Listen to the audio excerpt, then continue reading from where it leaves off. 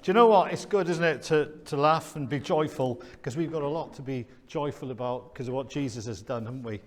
But I listen to the radio sometimes when I'm at work, when I'm in my van, or when it's on sort of in the background. And about lunchtime, if you listen to the radio too, I know it's awful mostly, but Jeremy Vine is always on at lunchtime.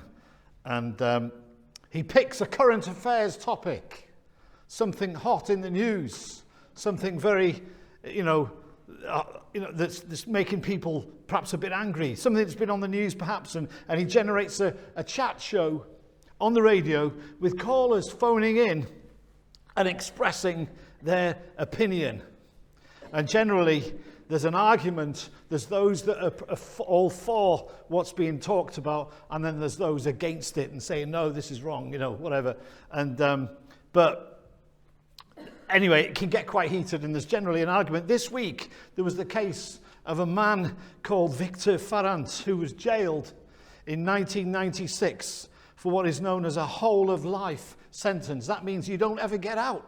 You're in prison for life, and it means life. You're never going to get out. It's whole of life because he committed some heinous crimes.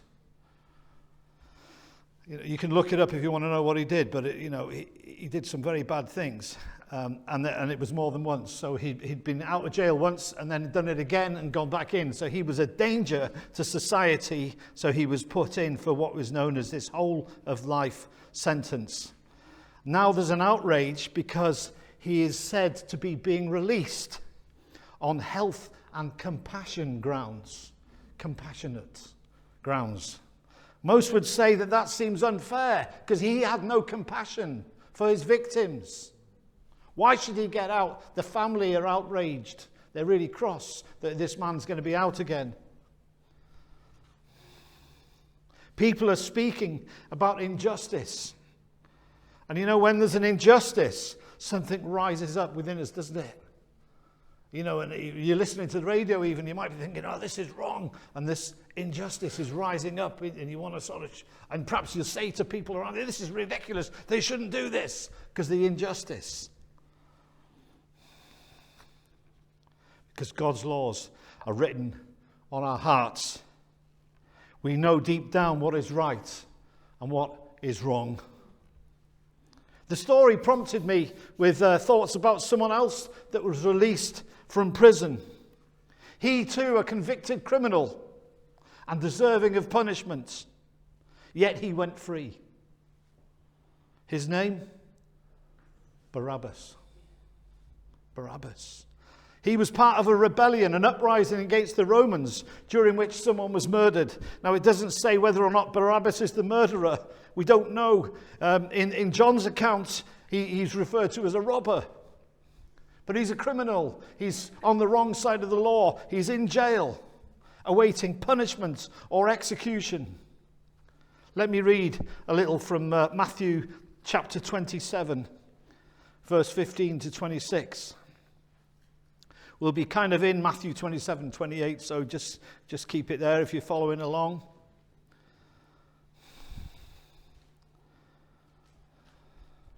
Verse 15 says, now at the feast, the governor was accustomed, the feast, by the way, that's the Passover, there was accustomed to releasing to the multitude one prisoner whom they wished. And at that time, they had a notorious prisoner called Barabbas. Therefore, when they had gathered together, Pilate said to them, whom do you want me to release to you, Barabbas or Jesus, who is called Christ? For he knew that it had handed him over because of envy.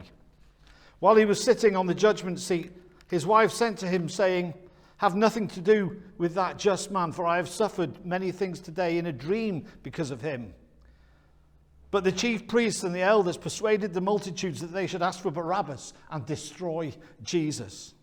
The governor answered and said to them, which of the two do you want me to release to you? They said, Barabbas.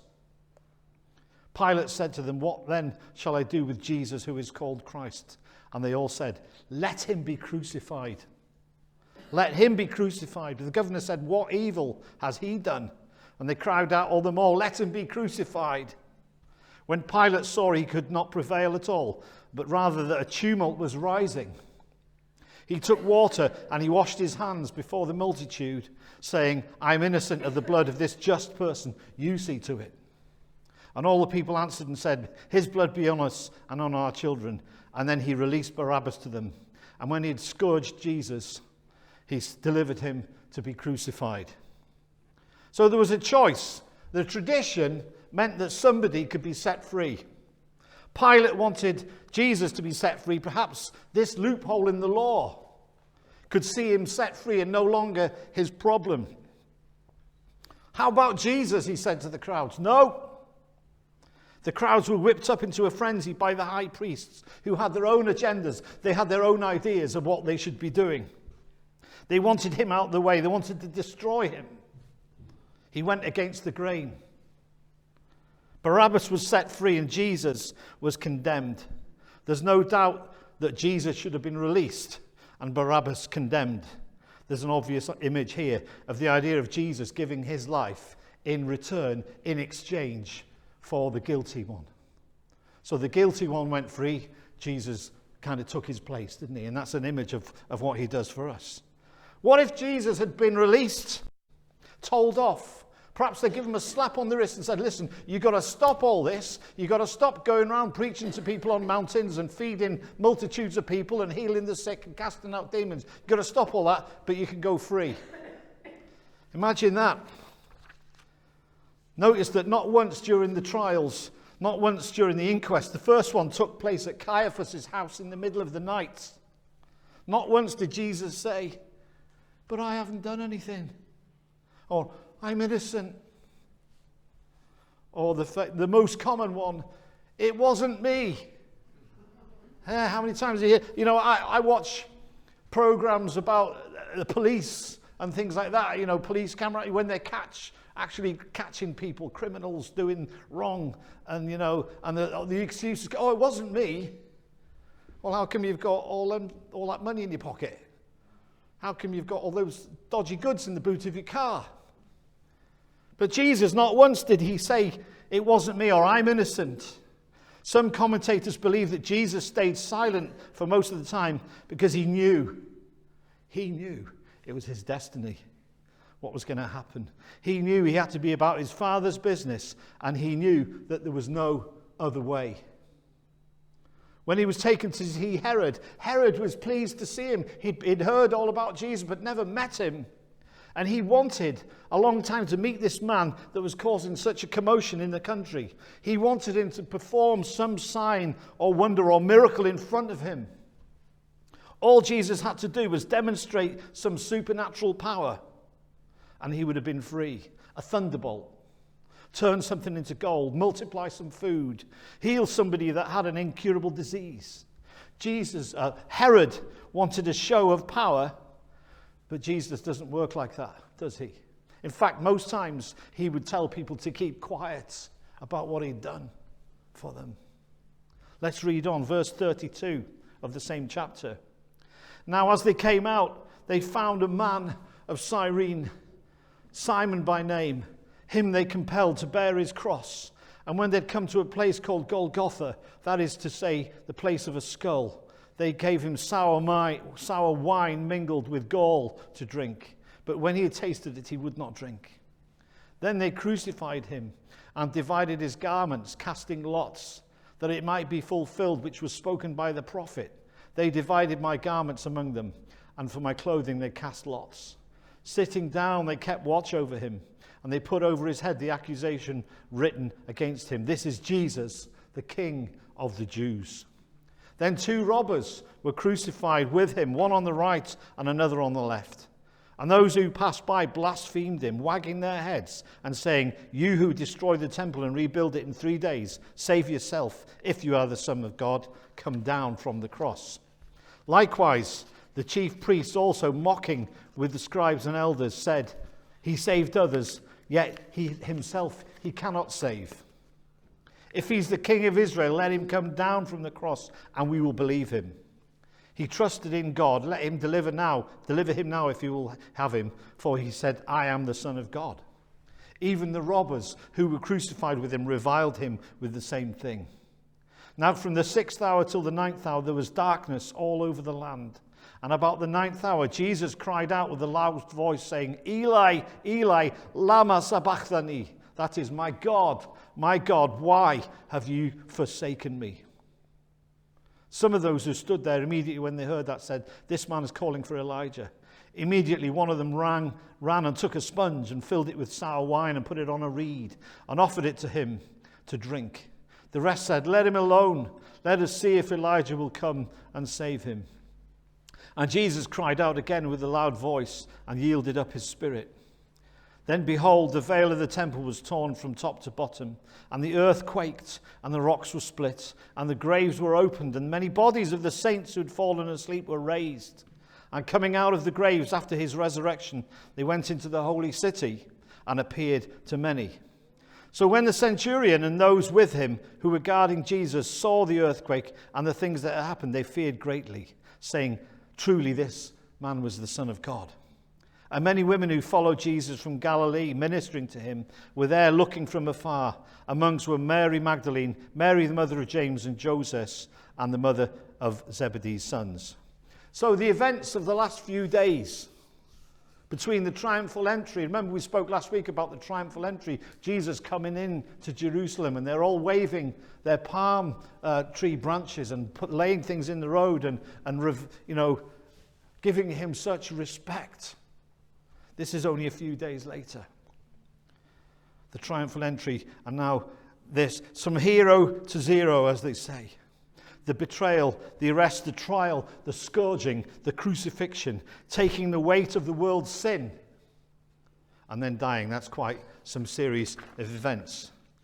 Some of you may say, well, 3 days, how does that work out? Friday, Saturday, Sunday. That's 2.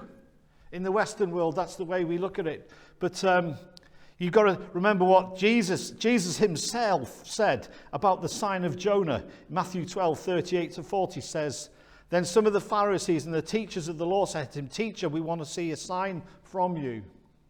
And he answered, a wicked and adulterous generation asks for a sign, but none will be given except the sign of the prophet Jonah.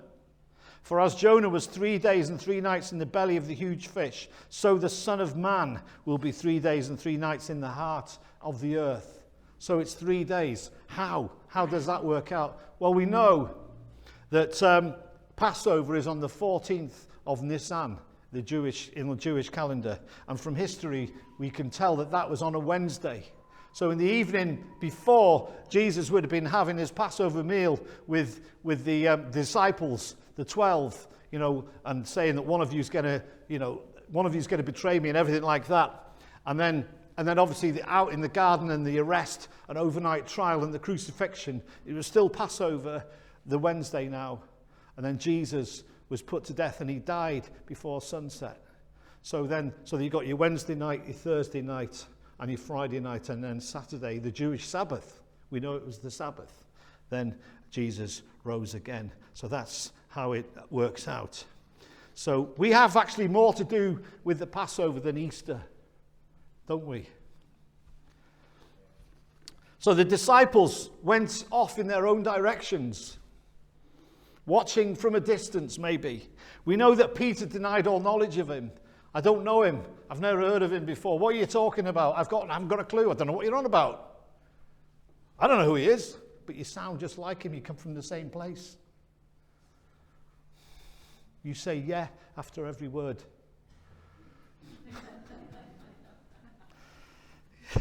You know what I mean. But they went off in the only one at the cross was John.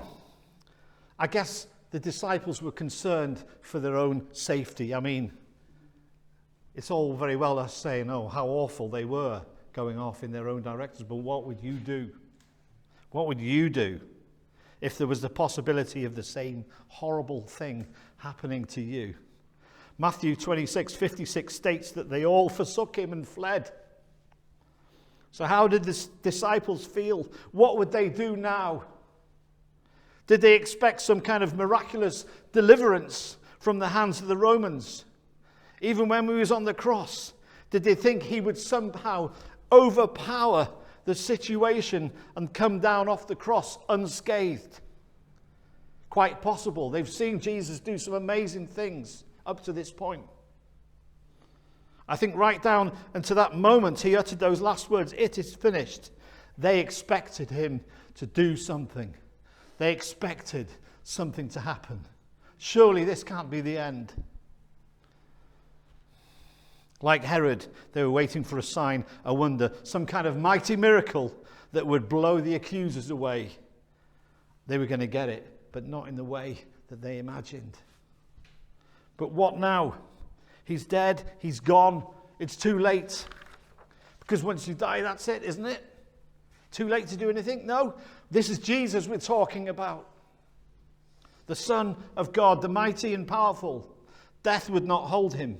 He took the weight of the sins of the world, past, present, on his shoulders. In the same way the Passover lamb pays the price for the sin of others, Jesus did that for us. All these things had gone from the minds of the disciples. It had all gone. Peter went back to his fishing boat. The others went back to previous occupations. Then Mary says a few days later, they've moved him in the night. The stone's been moved away and his body isn't there. What? Peter and John sprinted off to see, but John was the quickest.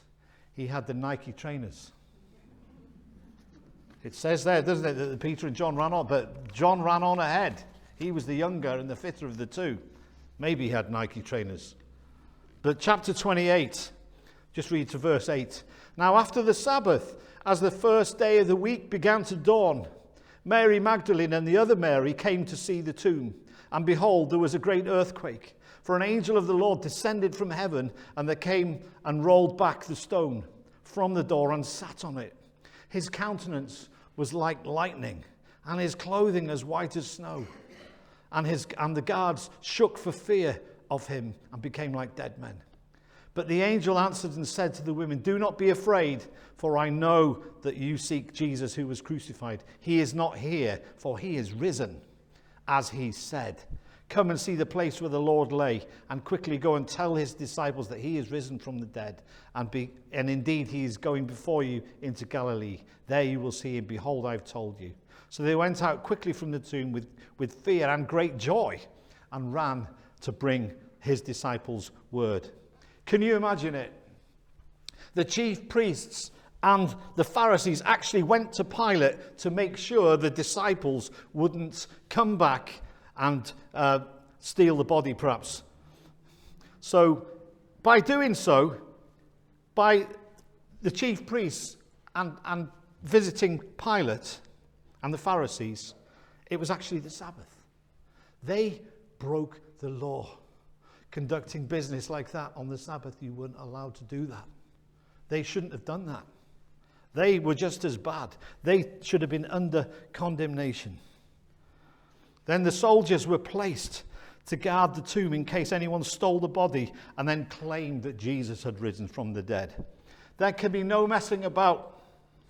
For the 3 days and 3 nights, there would be a group of several Roman soldiers on guard duty. And don't forget how ruthless the Roman soldiers were. If you disobeyed the orders, if you fell asleep, if you deserted your post, you would be executed. No messing. So to say that the soldiers were asleep or somehow missed this great spectacle is very unlikely. An angel of the Lord coming down, causing an earthquake, rolling back the stone, would not have gone unmissed. You would not sleep through that, even if you were a tired Roman soldier. No wonder the guards were shaking and became like dead men. It would have been a very scary thing, wouldn't it? The resurrection is very significant for us. If Jesus didn't rise from the dead, that means we won't either. So why do we think it's true? How strong is our faith in the resurrection? It's interesting to note that of all the world religions, four world religions are based on personalities. The others are based on philosophical ideas. So you've got Judaism, you've got Islam, you've got Buddhism, and you've got Christianity based on a personality. Now let me tell you, Abraham, the father of Judaism, died approximately 1900 BC. No resurrection was ever claimed for him. The original accounts of Buddha never ascribe anything like a resurrection. There's nothing in any of their books to suggest anyone rose from the dead and appeared to anybody. Muhammad died on the 8th of June, 632 AD. Nobody's ever said that Muhammad has come back from the dead. But there is no occupied tomb for Jesus because he is alive. Amen. The tomb was empty. The grave clothes were laid out as you'd expect them to be if the body had suddenly disappeared. There was the bit that was round his head, and then there was a space, and then there was the rest of the grave clothes, just as if his body had just come out of it, which is what happened. We know someone called Joseph of Arimathea gave the tomb for Jesus to be placed in. Joseph was also a disciple of Jesus, only he'd kind of kept it a bit quiet because he was a well-respected man. He was well known. He was quite wealthy, and he had this tomb that he'd had for his family. He decided to give it for Jesus to be placed in. Can you imagine the conversation between Joseph of Arimathea and Pilate? Pilate might have said, "Joseph, I don't understand. You're a wealthy man, and you've spent a lot of money on this tomb for yourself and your family, and yet you want to give it to this Jesus?" And Joseph would say, "It's okay, it's only for a few days." I don't know if Joseph's family had the tomb back afterwards. I don't know. What's important is that it was empty. When Peter spoke in Acts 2 about the resurrection, there was nobody refuted it. Nobody said, "No, it didn't. No, it didn't happen. That wasn't true." Nobody spoke against him. Everybody knew this was true. All the disciples but John died horrible martyrs' deaths for the sake of Christ. Would they have done that if it was not true, if it had all been based on lies? Nobody would die for a pack of lies, would they? The disciples were all transformed as a result of the resurrection. Look at Peter in Acts. What a difference. What a difference. Peter, the impetuous, always saying the wrong thing, doing the wrong thing. Jesus said, "Get behind me, Satan," at one point, because he put his foot in it. He got it wrong again. And now look at him, preaching, and 3,000 people became Christians in one day. That's resurrection power. And the risen Christ has been transforming lives ever since. Without the resurrection, there is no Christianity, there's no hope. A handful of philosophical beliefs. There are a few theories, but none have ever gained a hold. A popular theory is somehow that Jesus, having been scourged, which alone would have nearly killed him, with all the blood loss, with all the extreme pain and the shock, then being crucified, having a spear thrust in his side, and being declared dead by the executors, the Romans, who knew what they were doing and didn't make mistakes with these kind of things, that somehow in the coolness of the night in that tomb actually woke up from being unconscious, not dead, and despite those massive injuries, rolled a heavy stone back, overcame the guards, disappeared into the night, later appearing to the disciples, claiming to have risen from the dead. Now that theory's been long since debunked. Another theory is that the disciples stole the body, but as we've already seen, why lie? Why die a martyr's death for a lie? And what about the Roman soldiers guarding the tomb? And Jesus appeared to many people after rising on different occasions. The skeptics say that they hallucinated. So 500 people all had the same hallucination in different places. Despite the overwhelming evidence, people struggle to believe in the resurrection because it makes no sense. It defies science and defies human logic. But this is God we're talking about. He defies science and human logic. His ways are higher than our ways, and his thoughts are higher than our thoughts. I've got plenty of books that will give all the arguments for and against the resurrection, but the overwhelming evidence is that he rose again. Remember Lee Strobel, the investigative journalist, we put the film on, The Case for Christ. He was a staunch atheist, and his wife started going to church and got born again, and he didn't like that at all. And he was advised, he was working for a newspaper, and he was advised by the editor, says, listen, all you've got to do is disprove the resurrection, and it all falls down. And he thought, right, I'm going to go and do that. And he spent many months traveling around, even visiting Israel, meeting professors, historians, gathering all manner of information to build his case. But in the end, his conclusion, this hardened atheist's conclusion, was that it was true. He bowed the knee, accepted Jesus into his life. Lee Strobel, The Case for Christ. We've seen it here. So the resurrection has stood the test of time. Some 2,000 years later, we still believe he is risen, and we preach it and we tell people about it because Jesus is alive, isn't he? Amen. And because he lives, we have a sure hope in the resurrection ourselves. It's the same power that God used in raising Jesus is also resident in us. Do you believe that?